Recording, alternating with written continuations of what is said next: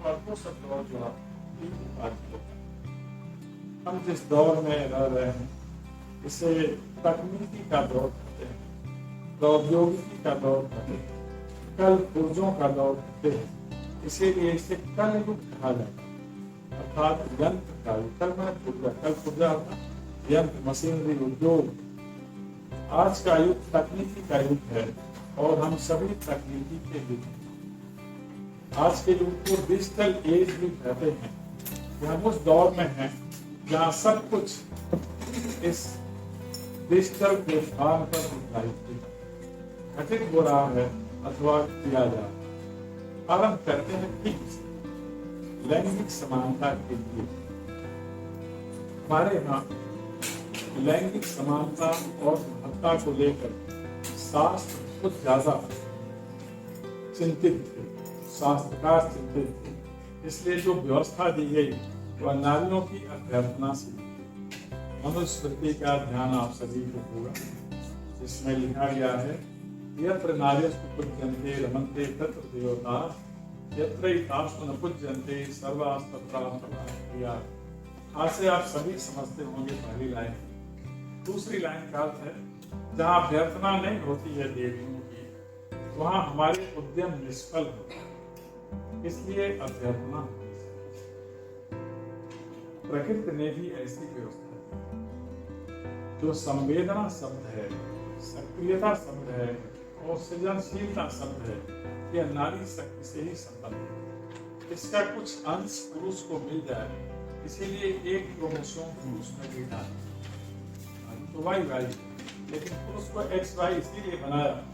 नारियों की जो संवेदना है, संरचनात्मक वृत्ति है, सहानुभूति का भाव है और क्षमाशीलता है, पुरुषों को प्रकृति ने भी उन्हें श्रेष्ठ बनाया और उनसे लेकर मनुष्य को संभाला। ये भाव है हमारे शास्त्रों का और व्यवस्था देने का। एक भाव है भगवान बुद्ध, आप सभी ने उनका नाम सुना होगा, महात्मा बुद्ध भी कहा जाता है। मैं व्यक्तिगत रूप से भगवान बुद्ध,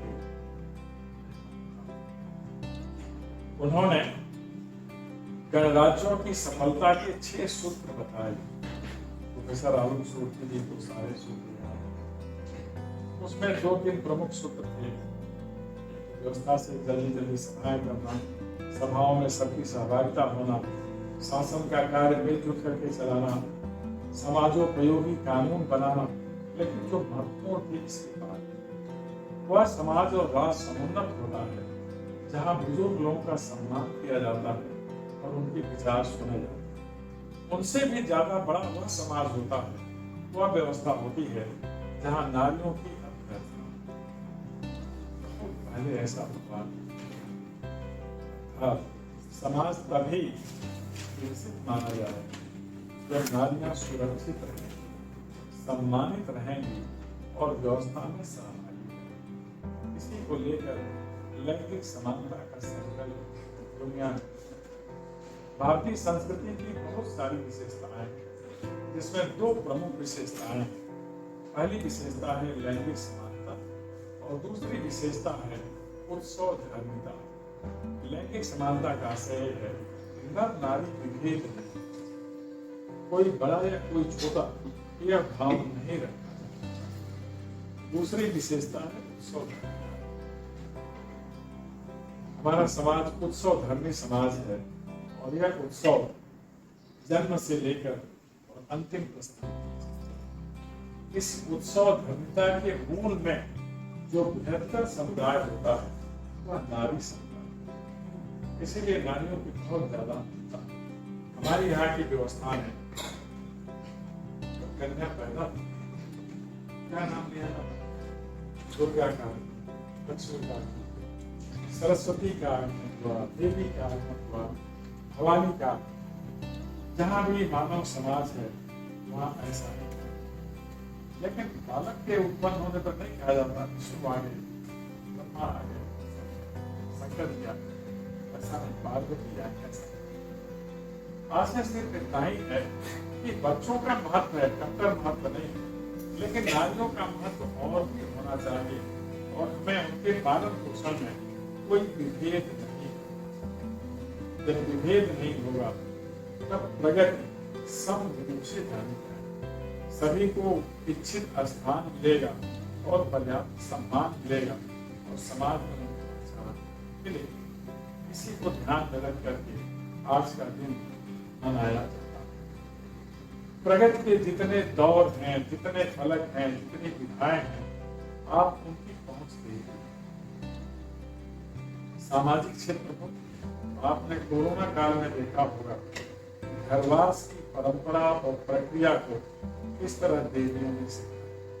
कुछ लोग तो होगा बाहर ही रहना अपना अधिकार समझते, लेकिन सुरक्षित हुए घर में आकर जहाँ अधिकतम समय देवियों अर्थात देवी शक्ति से ही पुरुष संतति संरक्षित होते हैं।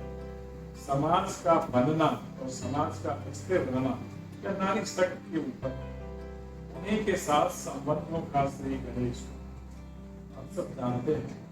जब एक व्यक्ति का विवाह होता है, संबंध शुरू, वहीं से जितने सामाजिक संबंध हैं उनका श्री गणेश विवाह के साथ।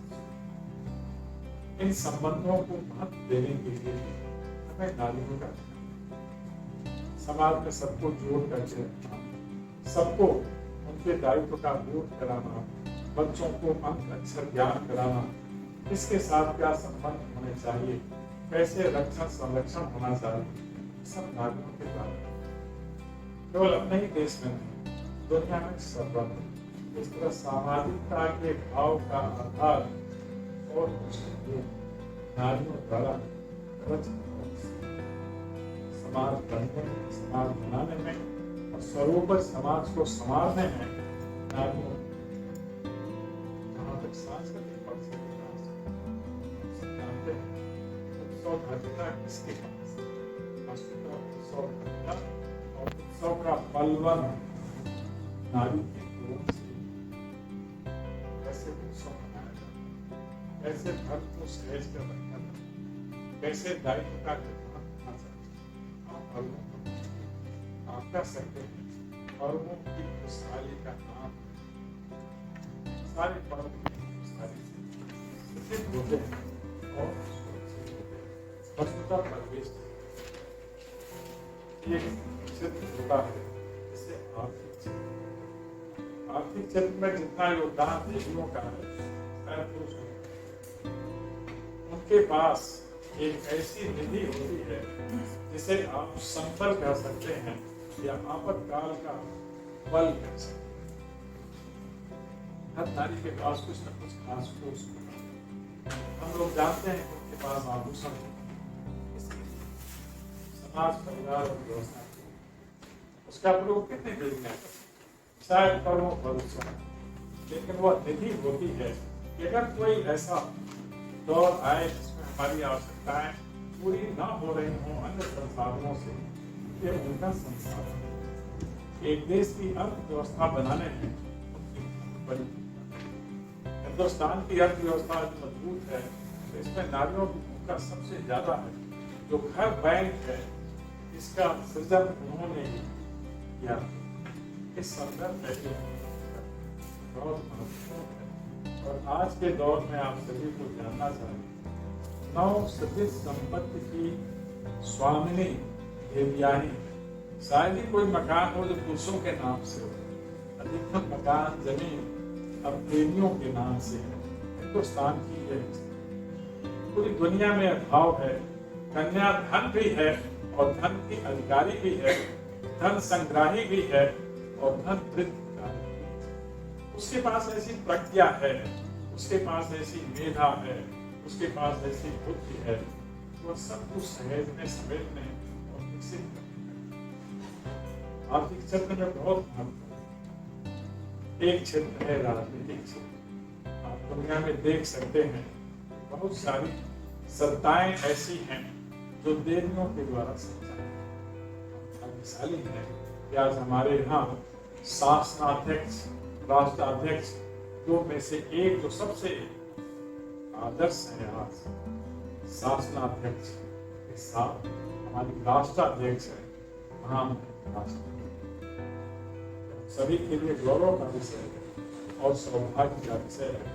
हम देख सकते हैं कैसे एक साधारण से स्थान से उठकर कोई देवी असाधारण हो सकती।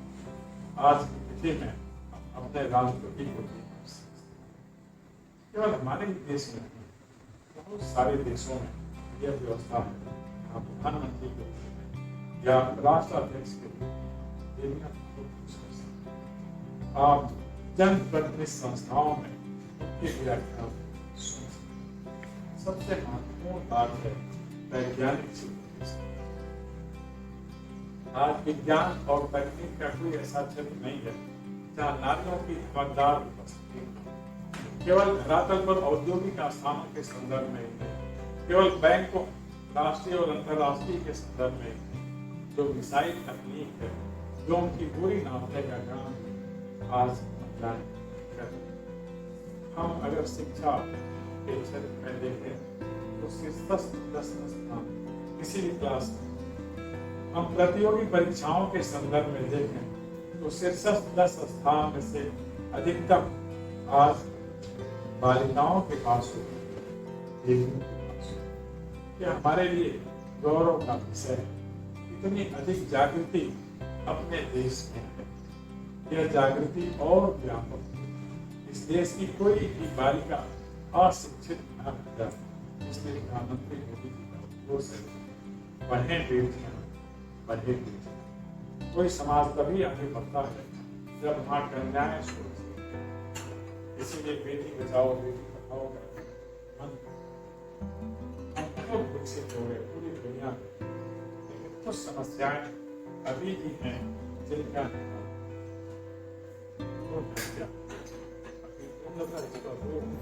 नहीं लगी है, और इसके लिए सबसे ज्यादा आगे बढ़कर देवियों को मानना पड़ेगा। जो कुरीतियां हैं, कुपरंपराएं हैं, ये कानून से बंद नहीं। कानून एक नियंत्रक है, बंद होने के लिए जरूरी है इस मार्ग में देवियां।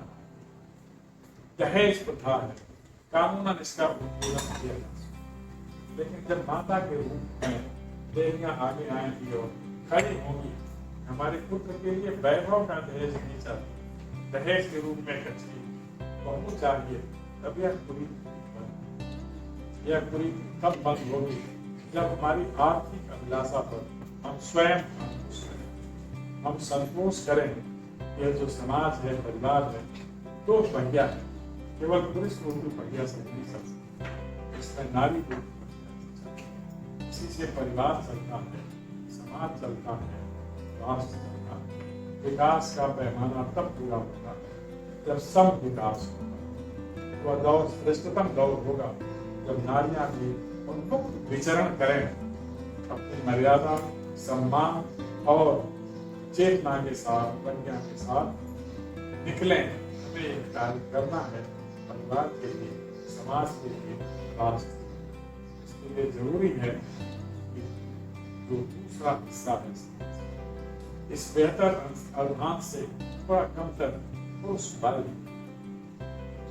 उनकी थोड़ी सोच समझ और ज्यादा व्यापक हो, जिससे कि शिक्षा संस्थान में, कार्यस्थल पर, औद्योगिक स्थान में, बाजार में जब देवियां जाएं तो उनके प्रति सम्मान का भाव हो और श्रद्धा से हमारा सिर उनके प्रति झुके। यह व्यवस्था पूरी दुनिया में चलनी चाहिए। हम लोग निरंतर नवाचार और प्रौद्योगिकी की बात, बहुत क्षेत्रों में ऐसा काम।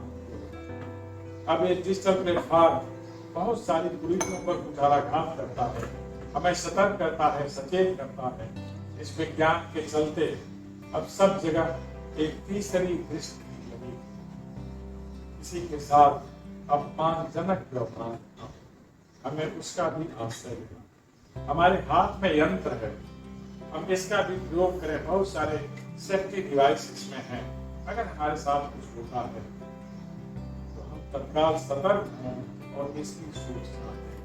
अपराध रोकने की सबसे अच्छी प्रक्रिया है सावधानी, सतर्कता, सजगता और सक्रियता। निश्चित रूप से कोई भी अपराध नहीं हो सकेगा अगर यह हमारा भाव होगा।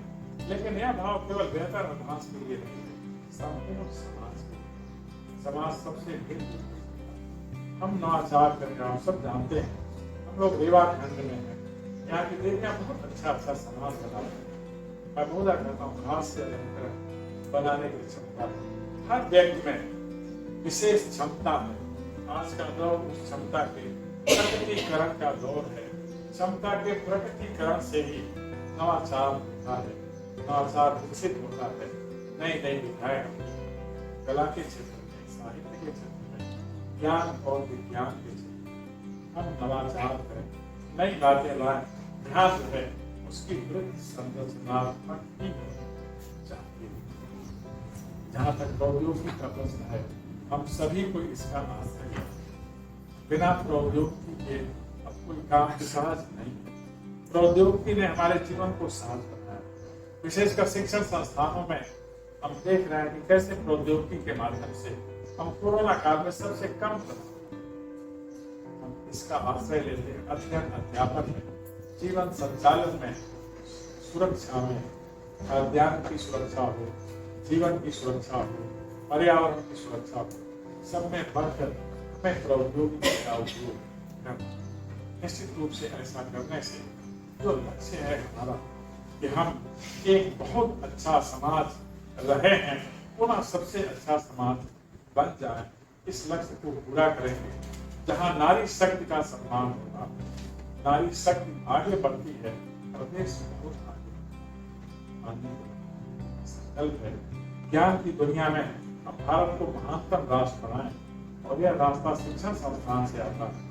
और उस शिक्षण संस्थान से जहाँ नारियों की भूमिका बहुत ज्यादा महत्वपूर्ण होती है, जहाँ समाज देवियों के प्रति संवेदनशील होता है, और जहाँ देवियां केवल और केवल रचनाशील होती है। रचना आप देख सकते हैं, कला के क्षेत्र, संस्कृति के क्षेत्र में, विज्ञान के क्षेत्र में तो बहुत सारे कार्यक्रम होते हैं। खान पान, वाद्य, सभी विधाएं हैं जिनमें इनकी उपस्थिति अच्छी है। मानवता से प्रार्थना है हमारी देवी शक्ति निरंतर सम्मानित हो, इसकी क्षमता उद्घाटित हो, और इसकी क्षमता से हमारा राष्ट्र आलोकित हो, पूरी दुनिया भारत में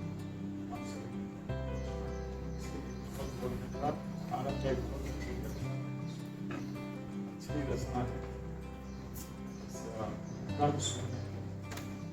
हर व्यक्ति कवि है, अपने शब्दों को माला की तरह कहता है। आप सब अपने शब्दों को उसी भाव से लाएं जिसे वात्सल्य भाव माए बच्चे का भाव नारी को अद्भुत अनुपम बनाए। और आप सबके इस स्वभाव को नमन, जिसके चलते हमारा समाज विकसित है और हम चले हुए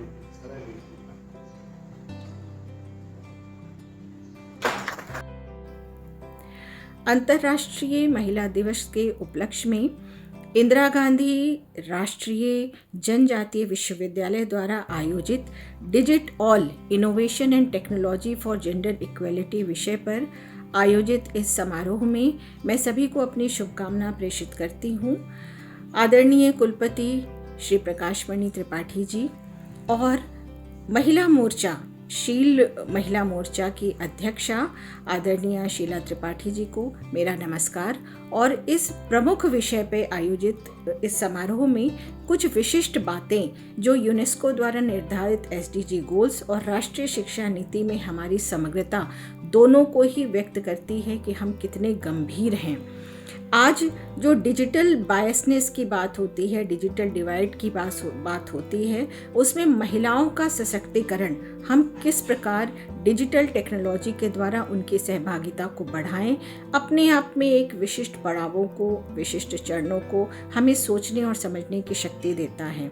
यूनेस्को द्वारा आयोजित रिसर्च के अनुसार ये कहा गया है कि महिलाओं और पुरुषों के मध्य जो इंटरनेट का यूज़ है उसमें 46% करीब पुरुष इंटरनेट का प्रयोग करते हैं और महिलाएं 27% करती हैं। साथ ही SDG गोल्स में जो विभिन्न बातें कही गई हैं उसमें जो अगले 20-30 तक, वर्ष 20-30 तक हमें जो विभिन्न उद्देश्यों को प्राप्त करना है, उसमें चाहे बाल विवाह को रोकना है या महिलाओं के स्वास्थ्य की बात की गई है, साथ ही साथ कैसे टेक्नोलॉजी के द्वारा हम उनको समृद्ध करें, कैसे हम साइबर क्राइम को रोकें और उसको किस प्रकार हम टेक्नो से भी बनाएं, ज़्यादा से ज़्यादा वो इंटरनेट के माध्यम से टेक्नो से भी बने और जो एक ग्लास सीलिंग की समस्या पूरे विश्व में है उसको भी हम किस प्रकार से दूर करें। मुझे लगता है ये आज का जो वेबिनार है विभिन्न चरणों को समेटे हुए है और अपने विभिन्न उद्देश्यों को समेटे हुए हैं और हम सबको मिलकर ये प्रयास निश्चित रूप से करना चाहिए कि हम वर्ष 2030 तक हमारे भारतीय परंपरा के अनुसार, भारतीय परिस्थितियों के अनुसार और भारत की जो विशिष्टता है राष्ट्रीय शिक्षा नीति के बाद जो देश में विभिन्न काम हो रहे हैं इम्प्लीमेंटेशन में, इंदिरा गांधी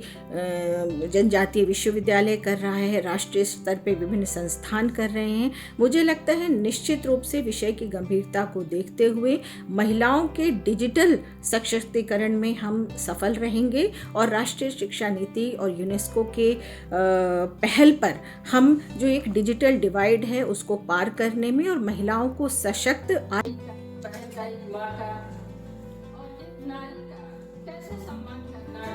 केवल आपस में महिलाएं इस कार्यक्रम को बता के ना रह जाए। ये बहुत अच्छा लगा उसको तहरीर से धन्यवाद कि हमारे बच्चे भी सीखें, क्योंकि कुछ भी पहले हम अपने घर से सीखते हैं। अच्छा क्या तो टीचर सिखाती है हमारी, लेकिन जो संस्कार अपने घर से सीखते हैं। हमारे बच्चे बालम क्यों बेटियों को भी हम कहते हैं कि नहीं बेटी तुम ऐसे नहीं ऐसे जाओ, हम अपने बच्चों को भी सिखा कर भेजे कि नहीं बेटा तुम जा रहे हो, अगर कहीं गलत तुम देख रहे हो तो तुम उसका सहयोग न करके उसका तुम विरोध करो, क्योंकि एक बहन एक बेटी तुम्हारी भी कहीं न कहीं तुम्हारी भी बहन हो सकती है। आज तुम किसी का उपहास करोगे कल तुम्हारे लिए भी कोई खड़ा रहेगा। तो उनको सुरक्षित करने के लिए हम दोनों पक्ष को, पुरुष और नारी दोनों का ही सम्मान करना चाहिए।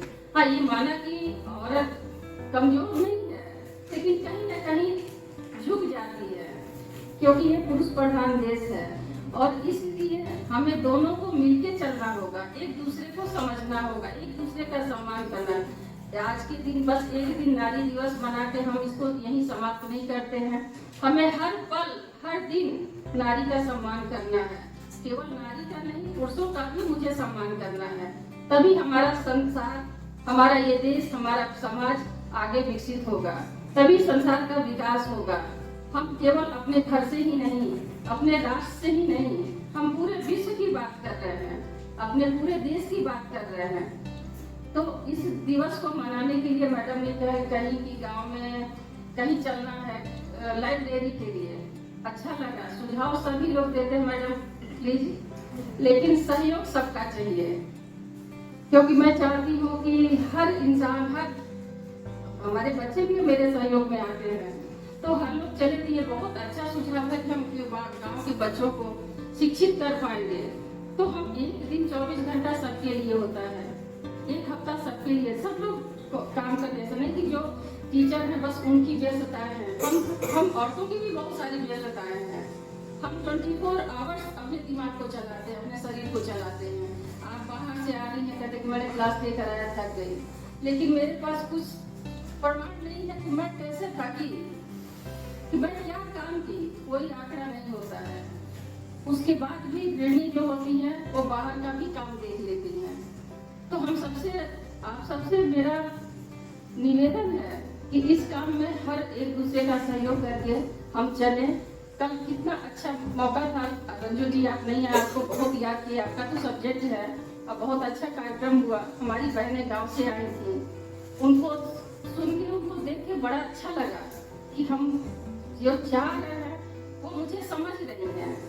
जब तक हम उनके पास नहीं जाएंगे, उनसे मिलेंगे नहीं, तब तक हम कुछ भी नहीं कर सकते। तो सबसे पहले तो हम एक दूसरे को समझें, जानें, अपने को पहचानें, फिर तब हम कहीं कदम निकाल के बाहर कुछ काम कर सकते हैं। तो हमें मिलजुल के इस नारी शक्ति का, अपने समाज का ध्यान रख के हमें आगे बढ़ना है। आप लोग आए, आप लोग से मिलकर बड़ा अच्छा लगा।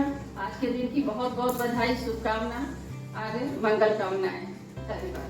वहाँ हमेशा पुरुष से ज्यादा ये स्वीकार करें। तो ये जो नवाचार और तकनीकी के ऊपर होगा, हम कहाँ से शुरू करेंगे?